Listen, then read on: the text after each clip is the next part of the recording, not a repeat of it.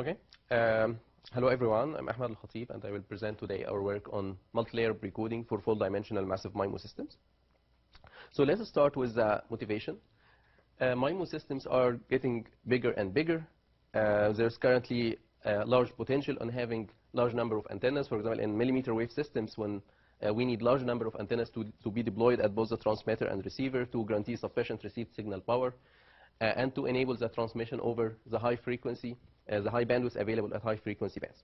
In massive MIMO systems, when large number of antennas are deployed at the base station to serve the users, these systems offer many gains. Large number of users can be simultaneously served, higher sum rate, simplified multi-user processing. But the question that arises is, will these gains continue to increase with the number of antennas? Well, if we want these gains to scale, we need to do interference management. And this is challenging, especially when we have large number of antennas. One main reason for this challenge is the high CSI requirements. So consider, for example, a downlink cellular system model when each base station serves a number of users in the same time and frequency slot. Then each user experiences different kinds of interference, multi-user interference, intercell interference. So, and to manage all these kinds of interference, each base station needs to know global channel knowledge, not just the channel to its cell users, but also to the other cell users. So one promising direction is, can we manage these kinds of interference with large channel statistics? So how can we do that? So this is one question. Another challenge with interference management is the high precoding design complexity. Imagine, for example, that each one of those base stations needs to design a large precoding matrix to manage the interference of its users and also the other users, and all these base stations need to do that in the same time. So this requires the precoding design complexity here is very large, and these problems usually are non-convex, non-trivial to solve. So one question is how to develop low complexity precoders for large MIMO systems. So those are two important questions, and in this work we propose multi-layer precoding as a potential solution to these problems. So the main idea of multi-layer precoding is to write the precoding matrix as a multiplication of a number of precoding matrices. Each one is called a layer, and each layer is designed based on only one objective. For example, in this 3-layer precoding example, we have one the first precoding layer is for intercell interference management, the second one is for the desired signal, and the third one is for the multi-user interference. Further, these precoding matrices are designed based on different levels of channel statistics, such that the first one is designed based on very slow channel statistics. The second one is designed based on channel statistics that are faster than the first one, but slower than the third one, and so on, so that we only need the instantaneous channel knowledge for the last precoding layer.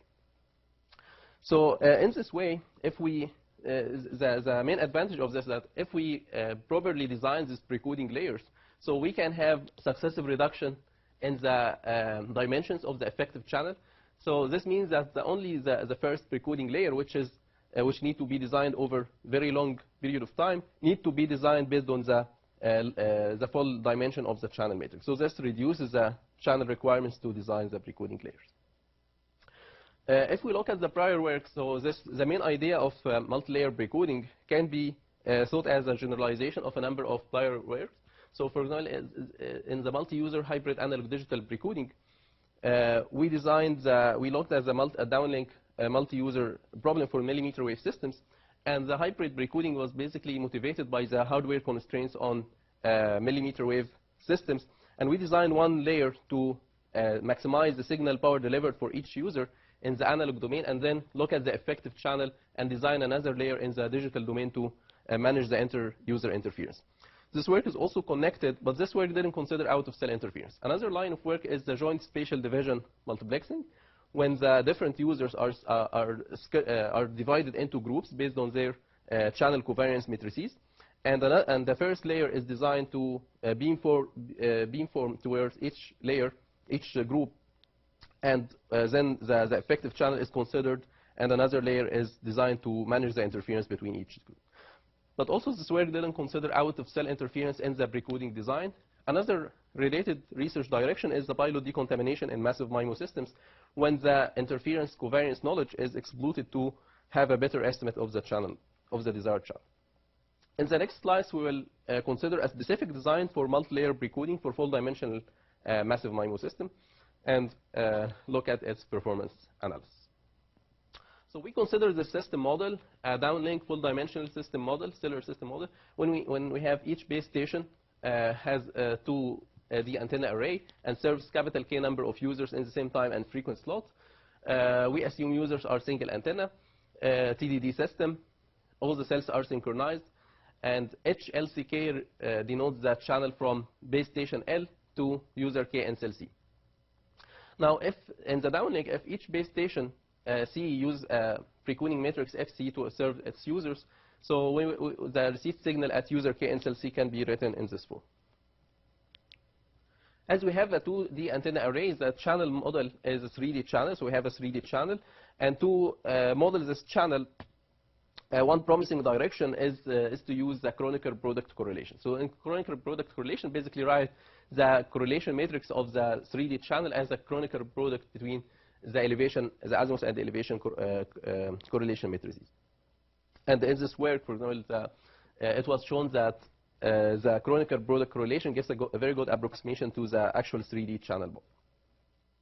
So considering the Kronecker product correlation model and using Carnot-Looper representation and eigen decomposition of the azimuth and elevation correlation matrices, we can write the channel of each user, K in users in cell C, in this form, where the superscript A represents the azimuth and E represents the elevation. Finally, when we look at the elevation direction, both the intuition and the measurement say that we will have high correlation in the elevation direction. So this means that we can consider low rank channel matrix, low rank correlation matrix in the elevation. And for simplicity, we assumed only rank 1 elevation to get some tractability and to get some insights, and this hopefully can be extended after that. Now let us get some insights from the channel characteristics of large channels, because these insights will be very useful for the design of our multi-layer precode. One important characteristic of larger channel covariance matrices is that they have directional structure. And this means that if we have low rank correlation, then the signal and interference subspaces will have low dimensional subspaces. And in the elevation direction, the directional characteristic structure of the larger channels basically means that the signal and interference may be decoupled with high probability. And this will be very useful for our design. So now, if we consider this signal and channel model, system and channel model, and look at the SINR of user K and cell C, it can be written in this form. You have desired signal power, multi-user interference, and inter-cell interference. And leveraging the Kronecker structure of the channel and applying the idea of multi-layer precoding only on the elevation direction, we will write the precoding matrix of each cell in this form. We have a three-layer precoders, or three matrices multiplied together. Each one has a Kronecker structure, and we apply the elevation, the multi-layer precoding idea only in the elevation direction. We will design the first layer for to manage the inter-cell interference, and second layer to maximize the effective desired signal power given the effective channel including the first layer. And then we will look again at the effective channel including the first and second layer, and design the third layer to minimize the remaining multi-user interference.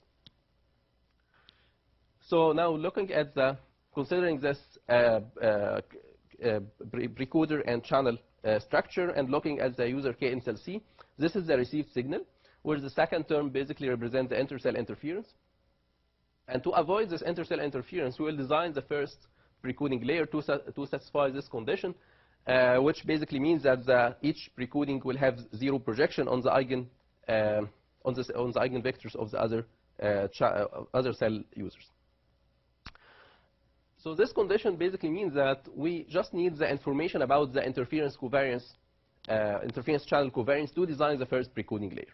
Further, if we look at the elevation direction and given the intuition from the directional structure of the channel, then we will have we will note that the different scheduled users will have a certain bounded interference subspace. So this means that we can relax the interference, the channel knowledge required to design the first precoding layer, and depend only on the averaged interference channel covariance over different scheduled users. So this is clearly a much more relaxed version of the channel that is needed to design the first precoding layer. It is more relaxed than the interference channel covariance. Finally, looking at the received signal at user K and cell C, after the design of the first layer of the precoding, we'll have it in this form. We will not have this inter-cell interference term. And this approximation basically represents the expectation. So if we don't have the expectation taken here, we will have exactly equal. And the effect of this inter-cell interference is nothing for free. So this effect appears here. Basically, the relation between the signal eigenvector, the desired signal eigenvector, and the inter-cell interference, and the null space of the interference. So once we have the first layer designed, we will look again at the effective channel and design the second layer of the precoding to maximize the effective signal power. So we'll just apply conjugate beamforming based on the eigenvectors of the effective channel. Now looking again at the received signal after the first and second layer precoder, we'll have it in this form. And then we look again at the effective channel, including the first and second layer. But now we will look at the instantaneous channel. We'll get it every coherence time and design the third layer of the precoding to manage the multi-user interference. And for simplicity, we will just go to zero forcing because the effective channel is expected to be well-conditioned channel. So one note here is that this effective channel is including the first and second layer of the precoding, according to our design, will be just K by K. So if we have 100 antenna and 5 users, so this effective channel will be only 5 by 5, and each user effective channel will be just a vector of 5 elements. So it's clearly much reduced dimensions than the original channel matrix. So finally, after the multi-layer precoding, we will have the received signal at user K and cell C. In this form, when we have just SCK is the signal desired for user K and cell C. And we will have here gamma CK, which represents the penalty on the signal bar due to the different stages of the interference management. To characterize the performance of the proposed multi-layer precoding system, we derived a lower bound on the achievable rate for user K and cell C in this proposition. And what is interesting here is that we can use this lower bound to prove the asymptotic optimality, or basically that to show that the rate of user K and cell C converges almost surely to the single user rate. So this means basically that all the users in the cell will have, when we have large number of antennas, will converge to the single user rate, meaning that there is no multi-user or inter-cell interference. But of course, this is under the condition that, under the assumption that the user eigenvectors are not blocked due to the first layer of the precoding. And we can show further that this condition can be satisfied with high probability when we have large number of antennas under certain condition on the network geometry. Finally, looking at some simulation results for the network performance with multi-layer precoding. So in the setup here is that we assumed a Poisson point process field of base stations and of the users. The density of the users are much higher, so that we can associate users to the nearest base station. And each base station serves the capital K equal M equal 4 users in each time frequency slot. And those users are randomly selected from the users set associated to each base station. Looking at considering the system model, and we compare between two different schemes of the precoders. The first one is the typical massive MIMO, when we have one stage of uplink training for all the users, and then each base station in the downlink apply conjugate beamforming. And this scheme is represented by the first 3 curves here, which are closed because of the effect of the pilot contamination. For different, so those curves represent different number of antennas at the base station. And the other scheme is the multi-layer precoding, when we have also different number of antennas at the base station. So here it is clear that we get a really good gain when we have multi-layer precoding, especially when we have large number of antennas. And the idea here is that when we have large number of antennas, this decoupling assumption becomes a good assumption, and becomes a good approximation, and we don't lose too much from the multi-layer precoding, first layer basically of the precoding.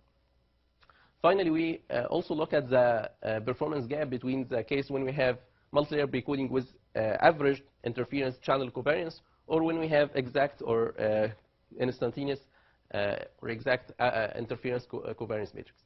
And what we can show here is that when we have large number of antennas, this gap between the performance with approximate or exact interference channel covariance decrease.